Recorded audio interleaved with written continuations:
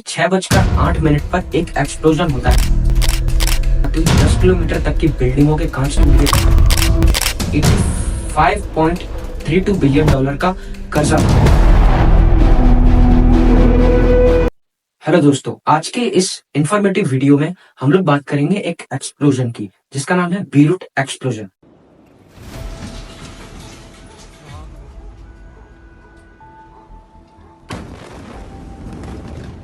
Fourth अगस्त 2020 बीरूट में सब कुछ नॉर्मल था। शाम अच्छे से गुजर रही थी, सारे लोग अपनी ऑफिस से वापस आ रहे थे। एकदम से 6:08 पर एक एक्सप्लोजन होता है। शाम को 6:08 पर हुआ ये एक्सप्लोजन इतना खतरनाक था कि आसपास के दायरे में आती हुई 10 किलोमीटर तक की बिल्डिंगों के कांच टूट गए थे। ये एक्सप्लोजन लेबनान नाम के देश में हुआ था। लेबनान देश की इस एक्सप्लोजन से पहले आर्थिक व्यवस्था कुछ ठीक नहीं थी। 2019 में इस कंट्री के ऊपर सबसे ज्यादा कर्जा था ग्लोबली। इस कंट्री के ऊपर 2019 में 85.32 बिलियन डॉलर का कर्जा था। लेबनान देश के उस टाइम पर बहुत खराब दिन चल रहे थे और इसका पाउंड भी गिर रहा था। लेबनान में उस टाइम पर 50% गरीबी थी और ऊपर से इस देश में 2019 में कोविड-19 ने भी अपना दस्तक दी, जिससे कि इस देश के हाल और बेहाल हो गए। अब हम बात करते हैं कि ये एक्सप्लोजन कैसे हुआ था। आप पहले बीरूट पोर्ट को अच्छे से जानिए। ये एक बीरूट में एक पोर्ट है जो कि इंटरनेशनल पोर्ट है और यहाँ पर पूरे दुनिया से सामान इंपोर्ट होता था लेबनान देश में। बीरूट पोर्ट पर 4 बेसिन, 16 क्वेस, 12 वॉर हाउस और लार्जर कंटेनर टर्मिनल था। ग्रेन हाउस एलिवेटर भी था जो कि 1,20,000 तक का ग्रेन स्टोर कर सकता था।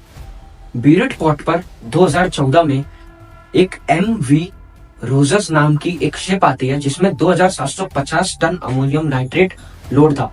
ये पूरा 2,750 टन अमोनियम नाइट्रेट वो पोर्ट पर स्टोर कर दिया जाता है और पूरे 6 साल तक ये 2,750 टन अमोनियम नाइट्रेट वो पोर्ट पर स्टोर रहा बिना किसी सिक्योरिटी मेजर्स के।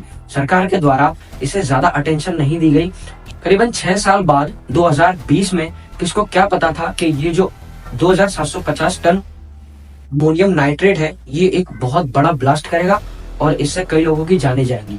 पोर्ट में जहां ये पूरा केमिकल स्टोर किया गया था वहां के एक वॉर हाउस में आग लग जाती है, जिसकी वजह से ये आग जहां पे ये केमिकल स्टोर किया गया था वहां तक पहुंच जाती है और पूरा 2,750 टन अमोनियम नाइट्रेट ब्लास्ट हो जाता है।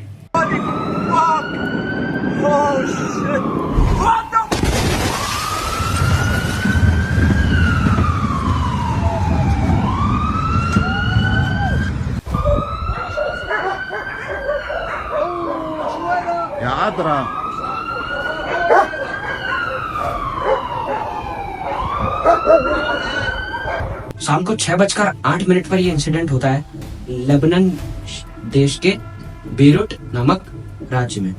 यह एक्सप्लोजन इतना खतरनाक था कि करीबन 218 लोगों की वहां पर सडनली मौत हो जाती है और 7,000 लोग इंजरी से जूझ रहे थे और करीबन 3 लाख लोगों को अपना घर छोड़ना पड़ता है।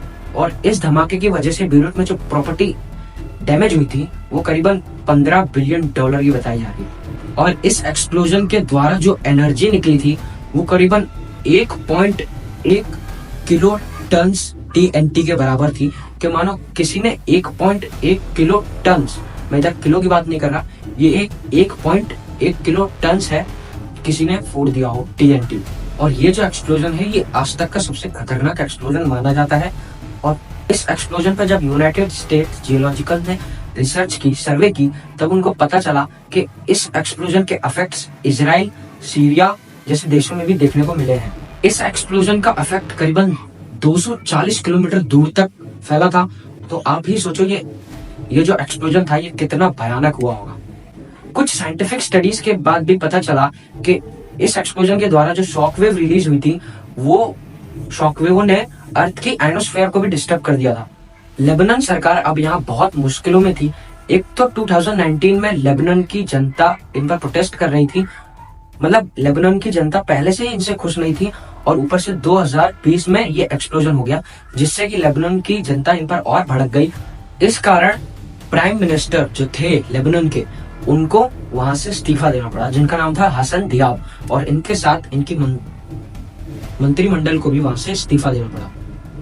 एक्सप्लोजन के बाद लोगों की मदद करने के लिए लेबनीज रेड क्रॉस ने ये अनाउंसमेंट की कि पूरे लेबनान में जितनी भी एम्बुलेंस हो वो तुरंत बीरूट में पहुंचे, जिससे कि ज्यादा से ज्यादा लोगों की हेल्प करी जा सके। इस अनाउंसमेंट के बाद करीबन 75 एम्बुलेंस और 300 से ज्यादा मेडिक्स बीरूट में पहुंचे लोगों की हेल्प करने के लिए। ऐसी गंभीर सिचुएशन में दूसरी कंट्रियां भी सामने आई और उन लोगों ने लेबनान की मेडिकली और बहुत से वर्कर भेजकर और बहुत फैसिलिटीज देकर हेल्प की, जैसे कि फूड, शेल्टर्स, वहां के लोगों को ये सब चीजें देकर हेल्प की। 9 अगस्त 2020 को लेबनान की हेल्प के लिए फ्रांस ने एक मल्टीनेशनल समिट किया था, जिसमें कि सारी कंट्रियों से थोड़ा थोड़ा पैसा लेकर लेबनान की हेल्प की जा रही थी। इसमें करीबन 253 यूरो, और अच्छी बात तो ये है, ये जो 253 मिलियन यूरो जमा हुए थे, इसको वहां की गवर्नमेंट को नहीं दिया गया, डायरेक्ट वो लोगों तक पहुंचाया गया जो लोग इसमें इंजर्ड हुए थे और जिन्हें अपना घर बार इस एक्सप्लोजन में खोया था। उसके बाद यूनाइटेड स्टेट्स की तरफ से लेबनान की हेल्प करने के लिए $265 मिलियन की मांग की गई सारी कंट्रियों से, और सब कंट्रियों ने कंट्रीब्यूट कर $265 मिलियन लेबनान को दिए, और इससे लेबनान की जल्द से जल्द रिकवरी हुई और वहां के जो लोग थे जिनने अपना घर बार खोया था उनको थोड़ी सी हेल्प मिली।